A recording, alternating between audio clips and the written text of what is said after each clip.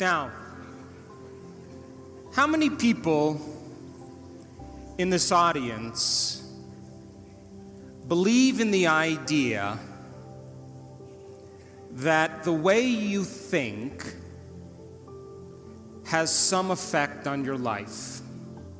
That your thoughts are intimately connected to your future? How many people think that? So your thoughts in some way create your reality. You believe that? So how many people in this audience have a clear vision of their future? You see, you think 60 to 70,000 thoughts in one day. Out of those 60 to 70,000 thoughts that you think in one day, 90% of those thoughts are the same thoughts as the day before. So if you believe that your thoughts somehow are connected to your life, then the same thoughts always lead to the same choices. The same choices always lead to the same behaviors. The same behaviors create the same experiences, and the same experiences produce the same emotions.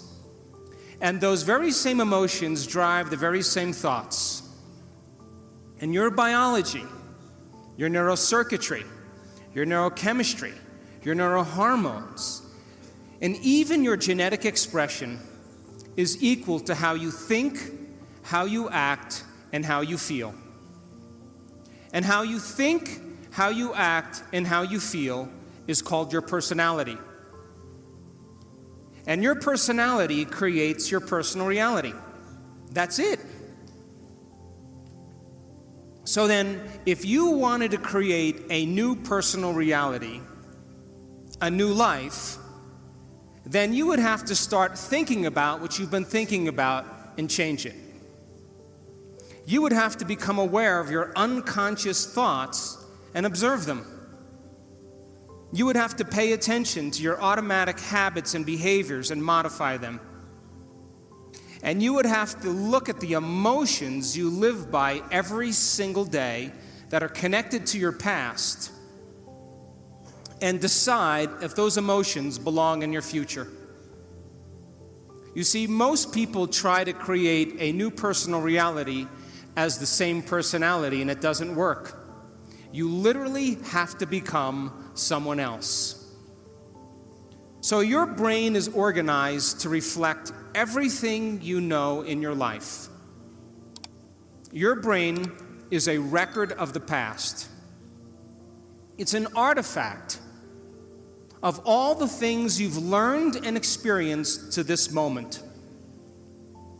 So if you wake up every morning and get out of bed on the same side, shut the alarm clock off with the same finger, shuffle into the bathroom and use the toilet like you always do, go and get a cup of coffee and drink coffee out of your favorite mug,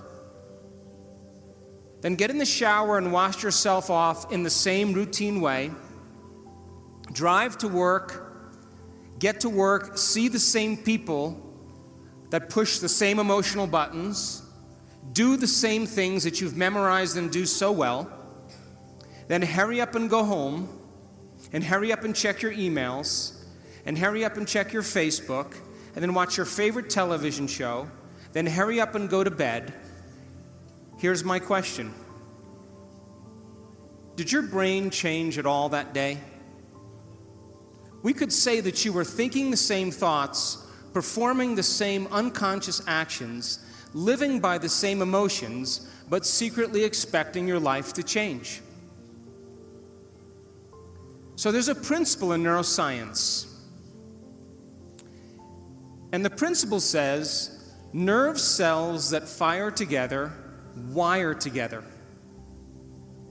So if you're thinking the same thoughts, making the same choices, demonstrating the same behaviors, reproducing the same experiences that stamp the same networks of neurons into the same patterns, and then produce the same emotions, You're going to hardwire your brain into a very finite signature. Because as you fire and wire the same circuits in the same way, those circuits begin to become more connected. And by the time you're 35 years old, this is science now, we become a set of memorized behaviors, unconscious habits, automatic emotional reactions, beliefs and perceptions, and even attitudes that function just like a computer program.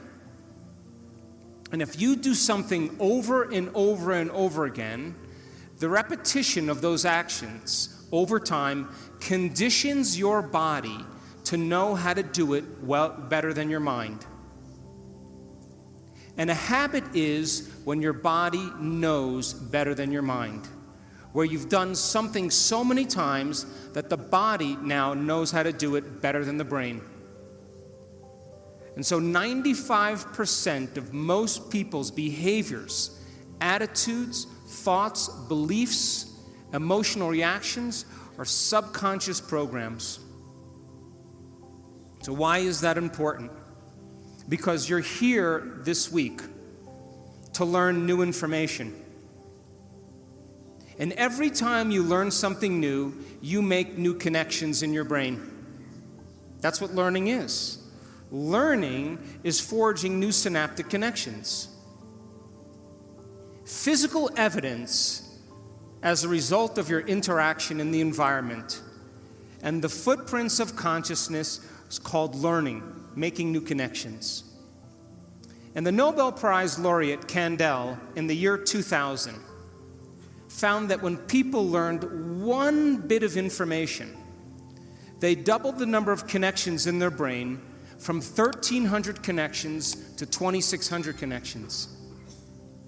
But if they didn't review that information, if they couldn't repeat it, if they couldn't remember it, those circuits pruned apart in hours or days. So if learning is making new synaptic connections, then remembering is maintaining and sustaining those connections. And you are here this week to learn vital information about creating a future and be defined by a vision of the future instead of the memories of the past. Because if you are not defined by some vision that is bigger than you, and you are not passionate about that vision, then you're left with the old hardware of the past in your brain, and you will be predictable in your life. So would you agree then? New thoughts, new information should lead to new choices. New choices should lead to new behaviors. And new behaviors should create new experiences. And new experiences should produce new emotions. And those new emotions should drive new thoughts. And that's called evolution. So if your brain is a record of the past, and you don't have a vision of the future, then you are living in the past. And you will never arrive at that new future. How many people understand what I'm talking about? So now, feelings and emotions are the end product of past experiences. And you can remember experiences better because you can remember how they feel. And when you're in the midst of an experience, all of your senses plug you into the environment.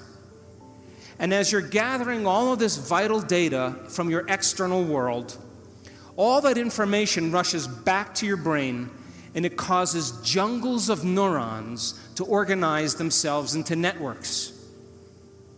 The moment those neurons string into place, the brain makes a chemical, and that chemical is called a feeling or an emotion. And once you feel that emotion, you create a long-term memory. Now reason this with me. If feelings and emotions are the end product of past experiences, and you are feeling the same way every single day, doesn't that mean nothing new is happening in your life? And if those feelings and emotions drive certain thoughts, and you can't think greater than how you feel, because you had events in your life that have branded you emotionally, and you feel sadness or guilt or shame or unworthiness or insecurity, all of those emotions are created from past experiences. And when you feel those emotions, and those emotions drive certain thoughts, and then those thoughts make certain chemicals for you to feel the same emotion, and then those emotions drive certain thoughts, the repetition of that cycle then conditions the body to memorize that emotional state better than the mind. And now your body literally is in the past. Because if you can't think greater than how you feel, then you are thinking in the past.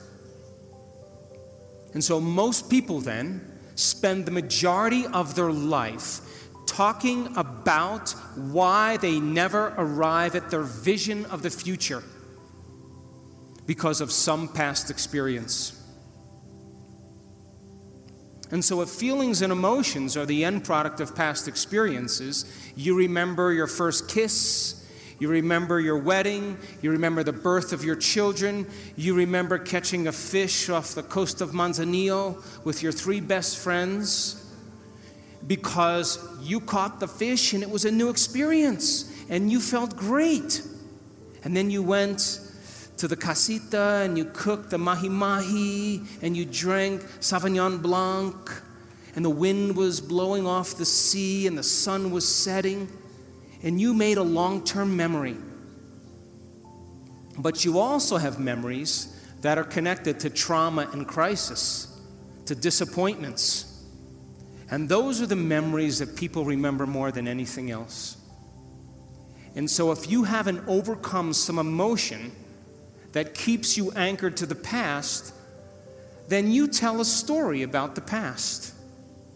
And people say, I am this way because of this experience that happened to me 15 years ago.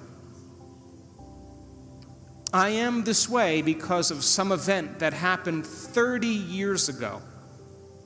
And from a biological perspective, it means I haven't been able to change in the last 15 or 30 years. In Scientific American, a prestigious magazine, says that 50% of what you talk about in your past isn't even the truth. You make it up. Because you don't have the same brain that you did 15 years ago or 30 years ago.